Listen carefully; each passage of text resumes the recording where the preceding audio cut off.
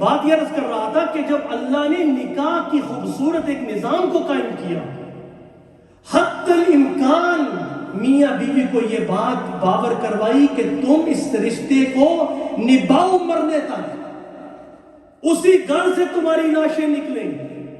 جب تم نے کسی عورت کا ہاتھ پکڑا ہے اور شوہر کا تم نے ہاتھ پکڑا، وہاں سے تم نے نکلنا نہیں ہے۔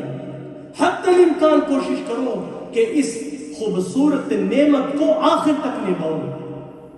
لیکن بعض اوقات انسان کی زندگی میں ایسے حالات آ جاتے ہیں کہ اسے طلاق کا رستہ اختیار کرنا پڑتا ہے، لیکن اس کا ایک پروسیجر ہوتا ہے، اس کا ایک طریقہ کار ہوتا ہے۔ اس کا وہ طریقہ نہیں ہے کہ جو دھجیاں ہمارے معاشرے کے اندر مرد بکھیر رہے ہیں، اور ہر روز ہمیں فون آتے ہیں، لوگ مسئلے پوچھتے ہیں، اور ایسی باتوں پر طلاقیں ہوتی ہیں کہ انسان جو ہے وہ انگشت بدندہ رہ جاتا ہے، انسان حیران ہو جاتا ہے۔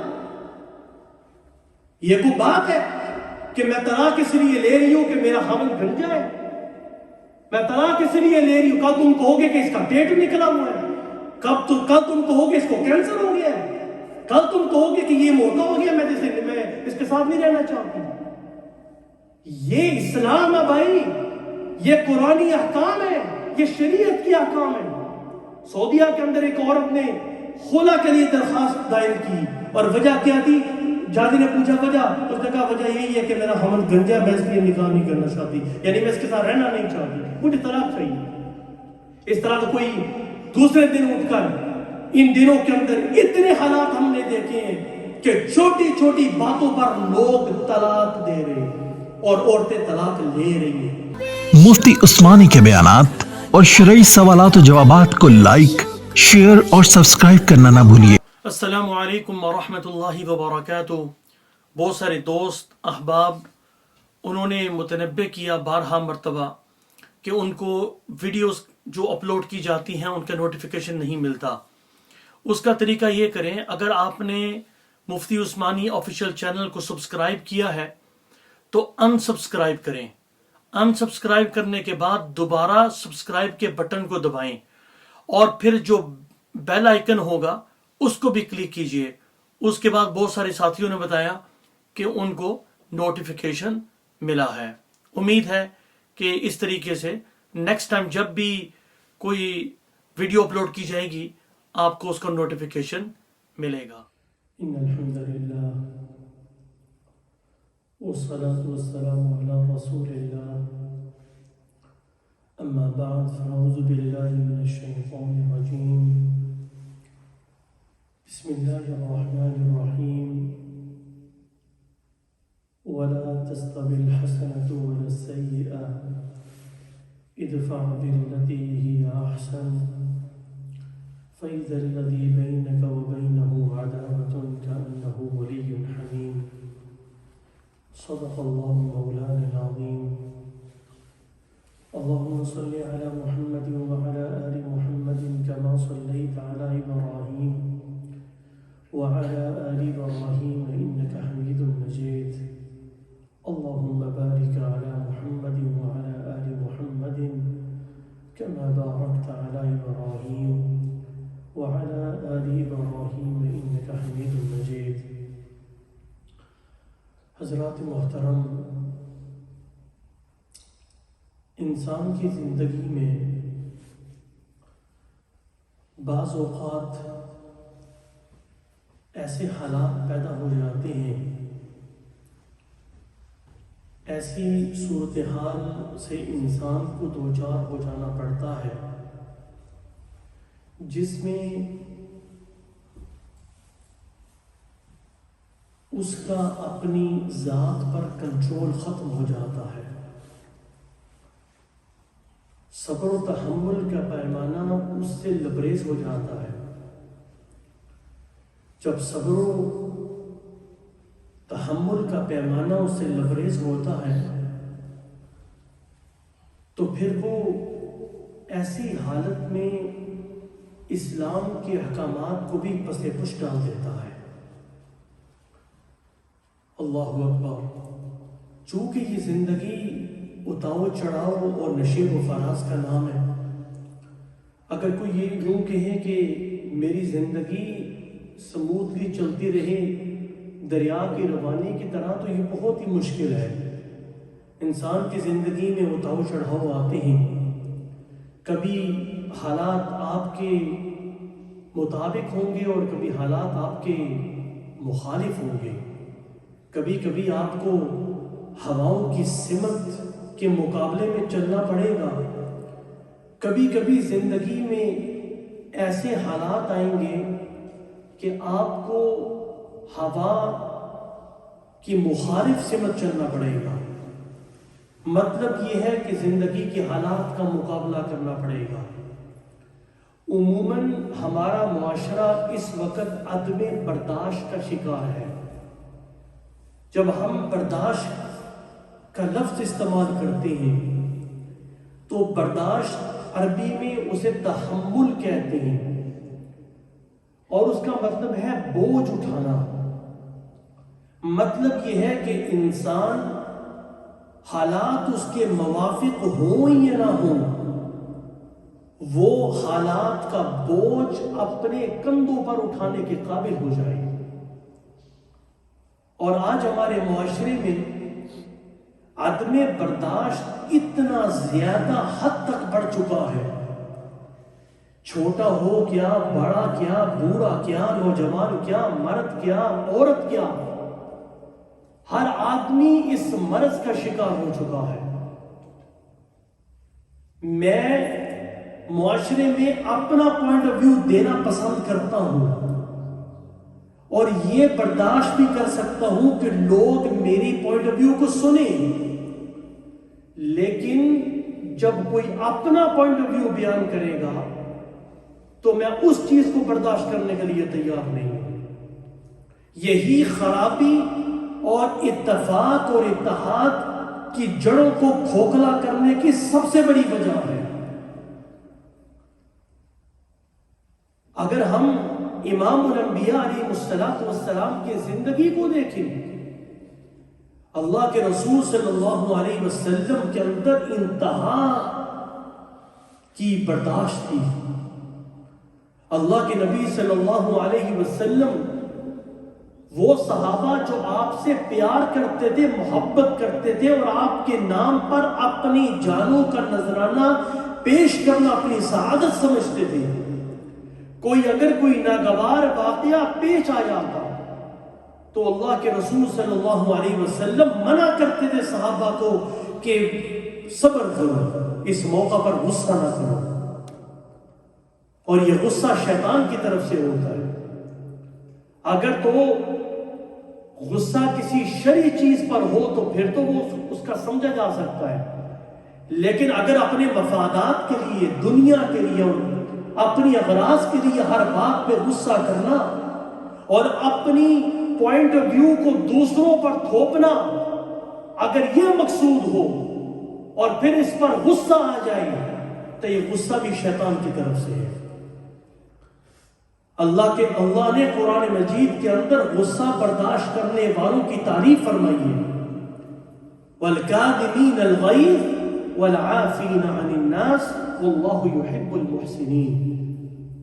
وہ لوگ غصے کو پی جانے والے ہوتے ہیں، معافی کا معاملہ کرتے ہیں، اور اللہ نیکی کرنے والوں سے محبت فرماتے ہیں۔ اللہ نے بھی تعریف فرمائی کہ وہ شخص جو اپنے غصے کو برداشت کرتا ہے اور اپنے پر کنٹرول کرتا ہے، اس کی بھی تعریف اللہ نے فرمائی کہ وَالْكَاظِمِينَ الْغَيْظَ، اور جو معافی کا معاملہ فرماتا ہے کہ جو معاف کرنے والے ہیں، اللہ نے ان کی بھی تعریف فرمائی۔ اور دنیا کا سب سے مشکل ترین کام اپنے غصے پہ کنٹرول کرنا ہے۔ دنیا کا سب سے مشکل ترین کام حق پر ہونے کے باوجود کسی کو معاف کرنا ہے۔ اگر اللہ ہمیں چابیاں دے دیتے کہ تم ایک دوسرے کو معاف کرنے کی اتھارٹی تمہارے پاس ہے، خدا کی قسم ہمارے گھروں کے سامنے لمبی قطاریں ہوتی، ہم لوگوں کو معافی نہ کرتے۔ وہ اللہ ہے کہ جو 90 سال کے کافر کے کفر کے گناہ کو بھی معاف کر دیتا ہے جب وہ سچے دل سے کلمہ پڑھتا ہے. لیکن ہمیں معاف کرنا ہمارے لیے انتہائی مشکل ہے. تو بات عرض کر رہا تھا رسول اللہ صلی اللہ علیہ وسلم کی کہ آپ کی برداشت انتہا کی تھی. ایک مرتبہ ایک بدو آیا مسجد میں اور مسجد میں آ کر اس نے پیشاب کرنا شروع کر دیا. ہم تصور کر سکتے ہیں کہ یہاں کوئی آدمی آ کر پیشاب کرے اور ہماری جو غصے کا لیول ہے وہ کہاں جائے گا. کوئی غیر مسلم اندر آ جائے ہم اس کو برداشت نہیں کر سکتے. چاہے جائے کہ کوئی آدمی نعوذ باللہ مسجد میں آ کے اس طرح پیشاب کرے. تو صحابہ غصے میں آ گئے اور اسے روکنے لگے. اللہ کے نبی صلی اللہ علیہ وسلم نے فرمایا کہ اسے چھوڑ دو, اسے پیشاب کرنے دو, اس کو نہ روکو. جب وہ پیشاب کر چکا تو اللہ کے نبی صلی اللہ علیہ وسلم نے اسے فرمایا کہ اے شخص, یہ مسجدیں اللہ کا گھر ہوتی ہیں, یہ پیشاب کی جگہ نہیں ہے. اگر تمہیں اس چیز کا علم نہیں ہے تو میں تمہیں بتا رہا ہوں, یہ اللہ کا گھر ہے, یہ پاکیزہ جگہ ہے. یہاں تو اللہ کی عبادت کی جاتی ہے, نہ کہ یہاں بدبو پھیلائی جاتی ہے. پھر آپ صلی اللہ علیہ وسلم نے صحابہ کو حکم فرمایا کہ یہاں پانی جو ہے وہ بہا دو. یہ برداشت تھی اللہ کے نبی صلی اللہ علیہ وسلم کے اندر, اور یہی چیز صحابہ کے اندر منتقل ہوئی. حضرت عمر فاروق رضی اللہ تعالی عنہ صحابی رسول ہیں, خلیفہ ثانی. آپ کے جذبات اور آپ کا مزاج کتنا سخت تھا. اسلام قبول کرنے سے پہلے وہ واقعات دیکھ لیں, آپ کے مزاج کے اندر گرمی. لیکن جب اسلام قبول کیا تو وہی عمر فاروق اللہ کی حدود پر رکنے والے تھے. آپ کے بارے میں آتا ہے غالباً مسجد نبوی کے پڑوس میں اللہ کے نبی صلی اللہ علیہ وسلم نے پانی کا ایک پرنالہ لگایا تھا. آج تو مسجد کی چیزیں ہمیں برداشت نہیں ہوتی. ہم اپنی ضروریات کو پورا کرنے کے لیے, اپنے مفادات کو پورا کرنے کے لیے مسجد کی چیزوں کو نقصان ہو جائے تو ہمیں اس چیز کی کوئی پرواہ نہیں ہے, لیکن اپنی پراپرٹی کو نقصان نہ ہو. اللہ کے نبی صلی اللہ علیہ وسلم نے وہ پرنالہ لگایا. حضرت عمر فاروق رضی اللہ تعالیٰ عنہ نے چونکہ اس کا پانی مسجد نبوی میں آتا تھا وہ پرنالہ توڑ دیا. جب پرنالہ توڑا تو کسی نے بتایا آپ کو پتہ یہ پرنالہ کس نے لگایا ہے؟ مجھے نہیں پتا. کہا کہ اللہ کے رسول صلی اللہ علیہ وسلم نے اپنے ہاتھ مبارک سے اس پرنالے کو لگایا تھا. جس صحابی کا گھر تھا حضرت عمر فاروق رضی اللہ تعالی عنہ نے فرمایا کہ میں نیچے بیٹھوں گا, تم میری کمر پر کھڑے ہو اور اس پرنالے کو لگاؤ. مجھے تو پتہ ہی نہیں تھا کہ اللہ کے نبی صلی اللہ علیہ وسلم نے اس پرنالے کو اپنے ہاتھ مبارک سے لگایا. کان وقافا عند حدود اللہ. حضرت عمر فاروق رضی اللہ تعالیٰ عنہ کی یہ صفت تھی کہ وہ اللہ کی حدود پر رک جانے والے تھے. مومن کی یہ شان ہوتی ہے. مسلمان اور مومن اللہ کے نبی صلی اللہ علیہ وسلم کا امتی, قرآن کو ماننے والا, کلمہ گو, اس کی یہ صفت ہوتی ہے کہ وہ اللہ کے حکموں پر اپنے سروں کو جھکاتا ہے, نہ کہ وہ اللہ کے حکموں پر انگشت نمائی کرتا ہے. اسی عدم برداشت کی بیماری نے آج ہمارے معاشرے کے اندر, اگر ہم کالجز میں دیکھتے ہیں ہمیں استاد کی شکل میں بھیڑیے نظر آتے ہیں. اگر ہم تعلیمی مکانات پر نظر دوڑاتے ہیں, وہ استاد جو تعلیم کو منتقل کرتا ہے, لیکن آج ہمیں ان اداروں میں اس استاد کے اندر وہ کوالٹیز اور وہ برداشت نظر نہیں آتی جو ایک استاد کے اندر ہونی چاہیے. آپ سب حضرات جانتے ہیں, اپنے ملکوں میں آپ نے سکولوں کا حال دیکھا ہوگا کہ کارتی زنانی بھی ساری سارا غصہ آ کے شاگردوں پہ اترتا تھا، اور تو قتل پڑ جائے 5 سال کے بچوں پر اتنا تشدد.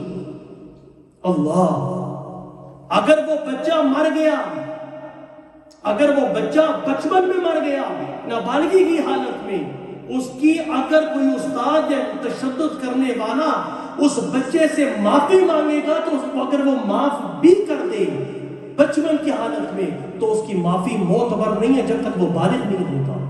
تو اگر وہ مر گیا نابالغی کی حالت میں، چونکہ اس نے اگر معاف بھی کر دیا اس مارنے کے جرم کو، اس ظلم کو، اس بربریت کو، تشدد کو، تو تب بھی وہ بال اس استاد کے سر پہ رہے. اور یہی عدم برداشت کی ایک صورت ہمیں گھروں کے اندر نظر آتی ہے، طلاق کی صورت میں. چونکہ ہمارے اندر برداشت نہیں ہے. میں اپنے خلاف آواز بلند ہونا اپنی گستاخی سمجھتا ہوں.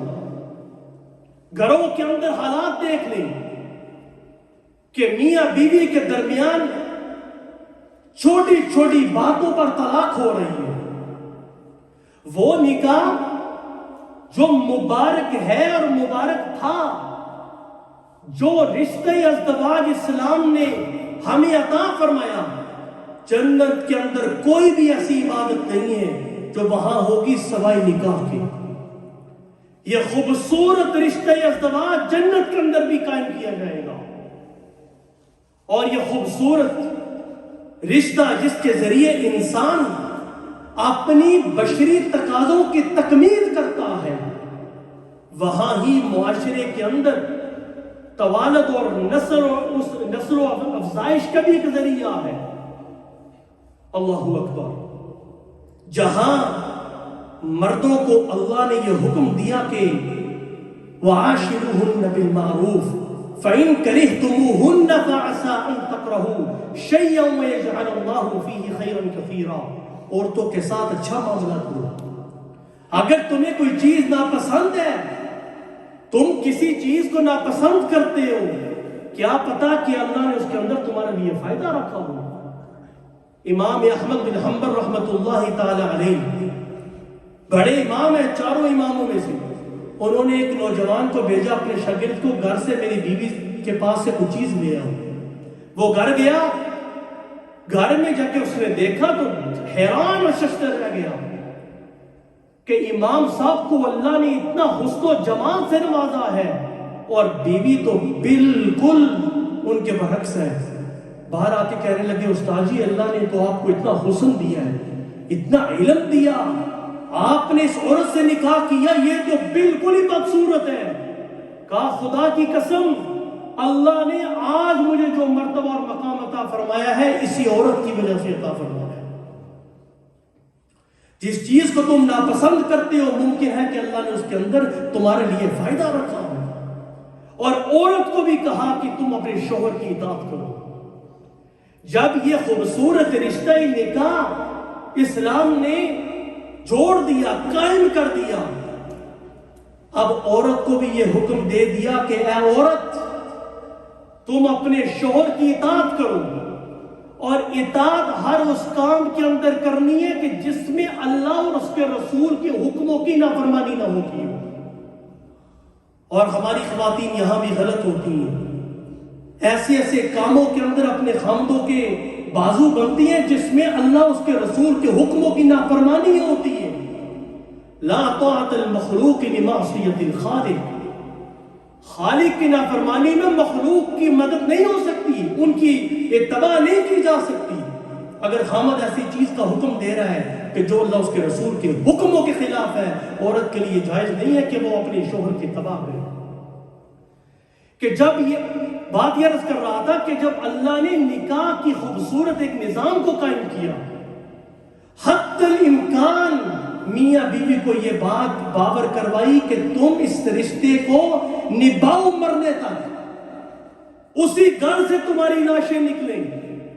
جب تم نے کسی عورت کا ہاتھ پکڑا ہے اور شوہر کا تم نے ہاتھ پکڑا ہے، وہاں سے تم نے نکلنا نہیں ہے. حتی الامکان کوشش کرو کہ اس خوبصورت نعمت کو آخر تک نبھاؤ. لیکن بعض اوقات انسان کی زندگی میں ایسے حالات آ جاتے ہیں کہ اسے طلاق کا رستہ اختیار کرنا پڑتا ہے، لیکن اس کا ایک پروسیجر ہوتا ہے، اس کا ایک طریقہ کار ہوتا ہے۔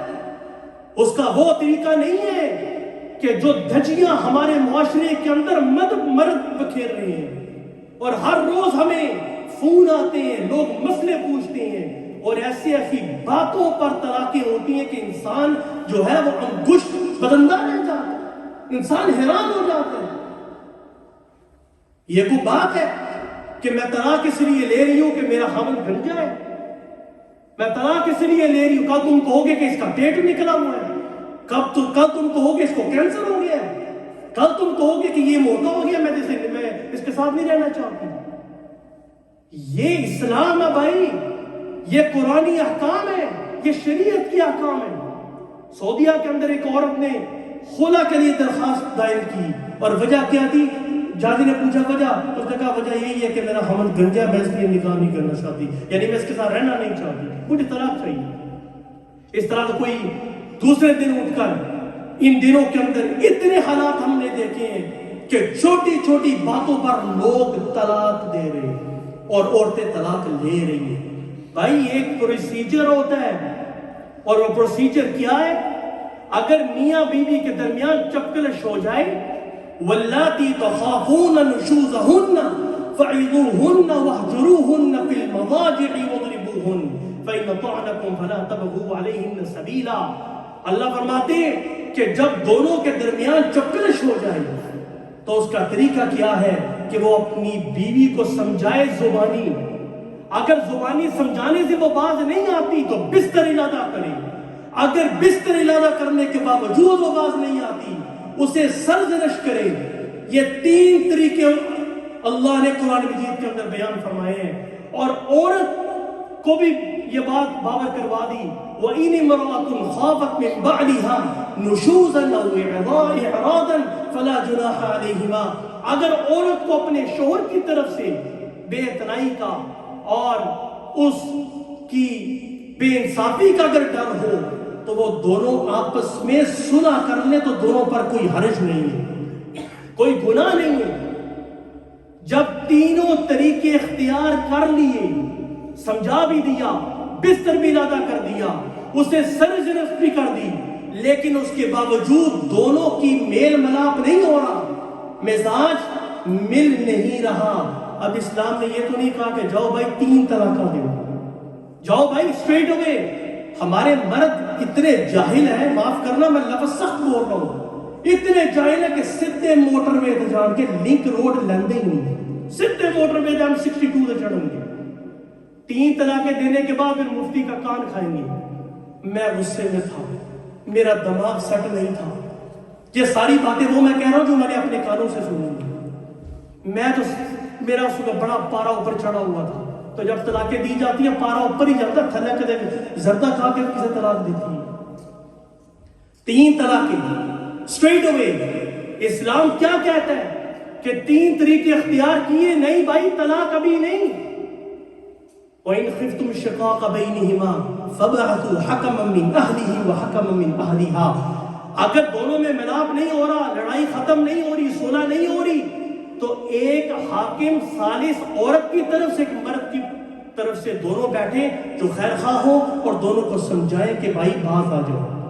اس کے باوجود بھی اگر حالات صحیح نہ ہو تو اسلام پھر بھی کہتا ہے، اسلام نے مرد کو یہ اجازت دی نہیں کہ سیدھا 3 طلاق چھا دے۔ اسلام نے کرائٹیریا رکھا ہے کہ بھائی صبر کرو، ویٹ کرو، طلاق دینا چاہتے ہو تو طلاق کی بہترین صورت یہ ہے کہ اپنی زبان سے 1 مرتبہ اس کو کہو میں نے تمہیں طلاق دی، 1 طلاق دو۔ اگر وہ حالات اس طرح کے ہو جائیں تو منہ سے کہو میں نے تجھے طلاق دی، طلاق رجعی، یعنی ایسی طلاق جس میں رجوع کیا جا سکتا ہے، منہ سے صاف الفاظ میں 1 طلاق دو۔ اس کا فائدہ کیا ہوگا؟ میں نے اپنی زندگی میں جن لوگوں نے ایسی طریقے سے طلاق دی ہے، میں نے ان 2 خاندانوں کو واپس جڑتے ہوئے دیکھا، میں نے خود نکاح پڑھائے ہیں، اور اس میں آپ کو 3 حیض تک یعنی عدت کے اندر تک دونوں فریقین کو ٹائم مل جاتا ہے سوچنے کا. ایک طلاق دی, اس کے بعد دونوں نے سوچا اگر عدت کے اندر نکاح کرنا عدت کے اندر رجوع کرنا چاہتے ہیں تو نکاح کے بغیر رجوع کر سکتے ہیں, اور اگر عدت گزر چکی ہے تو پھر بھی اگر وہ ملنا چاہتے ہیں تو نکاح کریں گے. اس کے بعد ایک طلاق اس نے آلریڈی دے چکا ہے, اب وہ 2 طلاقوں کا مالک رہے گا. لیکن اگر حالات اس نہج پر چلے گئے کہ وہ ایک طلاق سے کام نہیں چلتا, وہ 3 دینا چاہتا ہے, تو بھائی اس کا طریقہ یہ ہے, طلاق دینے کا طریقہ طلاق ایسی حالت میں دی جائے کہ عورت پاک ہو, پھر پاکی کی حالت میں طلاق دی جائے, اور ایسی پاکی کی حالت میں طلاق دی جائے کہ اس عورت کے ساتھ اس نے مباشرت نہ کی ہو, اس سے تعلق قائم نہ کیا ہو. اس لیے کہ اگر اس نے اس کے ساتھ تعلق قائم کیا اور وہ حاملہ ہو گئی, اس بیچاری کو تو پریشانی لاحق ہوگی. اس لیے کہ اگر وہ حاملہ ہو گئی تو اس کی عدت جو ہے وہ اس وقت تک رہے گی جب تک بچہ پیدا نہیں ہوتا, اس کی عدت لمبی ہو جائے گی. تو پاکی کی حالت کے اندر ہو عورت, اور ایسی حالت کے اندر ہو کہ اس کے ساتھ صحبت نہ کی ہو, پھر اس کو ایک طلاق دی, پھر اس کے بعد منتھلی جو سائیکل آتا ہے, جو حیض آتا ہے, وہ ختم ہو, اگلی پاکی کے اندر دوسری طلاق دے, پھر اس کے بعد وہ ناپاکی تیسری جب آئے گی, اس کے بعد جب وہ پاک ہوگی تیسری طلاق ہوگی, اس کے بعد وہ ہمیشہ ہمیشہ کے لیے اس شخص پر حرام ہو جائے گی. یہ کتنا خوبصورت ایک نظام ہے طلاق کا کہ اسلام اسے ٹائم دے رہا ہے دونوں کو. اگر اس طریقے سے تم طلاق دو گے تمہارے پاس ٹائم ہوگا سوچنے کے لیے. اور ہم کیا کرتے ہیں, اللہ کے نبی صلی اللہ علیہ وسلم کے دور کے اندر ایک شخص نے ایک مجلس میں 3 طلاقیں دی. اللہ کے نبی صلی اللہ علیہ وسلم غصے میں کھڑے ہو گئے اور آپ نے فرمایا کہ میں زندہ ہوں, لوگ قرآن و حدیث کے ساتھ کھیل رہے ہیں, اللہ کی کتاب کے ساتھ کھیل رہے ہیں. حضرت عبداللہ بن عباس رضی اللہ تعالیٰ عنہما کو کسی شخص نے بتایا کہ میرے والد نے میری ماں کو 1000 طلاق دے دی. آپ نے فرمایا کہ تمہارا باپ اس کے دل کے اندر رتی بھر بھی اللہ کا ڈر نہیں ہے, اس نے تو کوشش ہی نہیں کی میں کوئی رستہ نکالتا اپنے لیے. اگر وہ کوئی رستہ رکھتا تو اللہ بھی اس کے لیے کوئی رستہ نکالتا, اس نے تو سارے تیر نکال دیے. تو لوگوں اپنے اندر برداشت پیدا کرو, اپنے گھروں کے اندر میاں بیوی جو ایک خوبصورت نظام اللہ نے آپ کو دیا ہے. مرد کا مطلب یہ نہیں ہے کہ آپ عورت پہ ظلم کریں, اور میں طرفداری نہیں کر رہا, میں دونوں طرف سے کہہ رہا ہوں. اور خواتین کو بھی چاہیے کہ وہ چھوٹی چھوٹی باتوں کا پتنگڑ نہ بنائیں. یہ گھر حد میں برداشت سے تباہ ہو جاتے ہیں. مرد بھی دوسرا نکاح کر لیتا ہے اور پھر نقصان سب سے زیادہ جو ہوتا ہے وہ عورت کو ہوتا ہے اور پھر بچوں کو ہوتا ہے. آپ یہ اندازہ کریں کہ گھر کے اندر چھوٹی چھوٹی باتوں پر اپنی بیوی کو گالی دینا بچوں کے سامنے, وہ بچہ جو آپ کو اپنی کانوں سے سن رہا ہے, وہ بچہ جو اپنے آنکھوں سے آپ کو دیکھ رہا ہے تشدد کرتے ہوئے بیوی پر, کل کیا آپ ایکسپیکٹ کرتے ہیں کہ وہ جنیدی بغدادی بنے گا؟ وہی کرے گا جو آپ اپنی بیوی کے ساتھ کر رہے ہیں, اور وہ بچہ وہی اپنی بیوی کے ساتھ کرے گا. جس طرح کا ماحول آپ گھر کے اندر رکھیں گے وہی ماحول آگے چلے گا. کرنے سے پہلے سوچیں کہ اس کا ایفیکٹ ہمارے بچوں کے مستقبل پر کیا پڑے گا, میرے مستقبل پر کیا پڑے گا. چھوٹی چھوٹی باتوں پر طلاقیں, اور پھر الامان الحفیظ, الامان الحفیظ, معاشرے کے ڈر سے کہ لوگ کہیں گے کہ اس کو طلاق ہو گئی ہے, لوگ بغیر طلاقوں کے گھروں میں رہ رہے ہیں. میں ایسے کئی لوگوں کو جانتا ہوں جن کو ہم بتا چکے ہیں کہ آپ کے گھروں کے یعنی آپ کا رشتہ ازدواج ہمیشہ ہمیشہ کے لیے ختم ہو چکا ہے, کوئی رستہ نہیں ہے واپسی کا, اس کے باوجود وہ حرام کی زندگی گزار رہے ہیں. وہ کس طرح اللہ کے سامنے کھڑے ہوں گے؟ جہنم کی زندگی, اس کے اثرات بچوں پر پڑیں گے, اور وہ بچے جو ناجائز پیدا ہوں گے گھروں کے اندر, ان کا وبال کس پر ہوگا؟ اللہ رب العزت سے دعا ہے کہ اللہ ہم سب کے اندر برداشت پیدا فرمائے. وآخر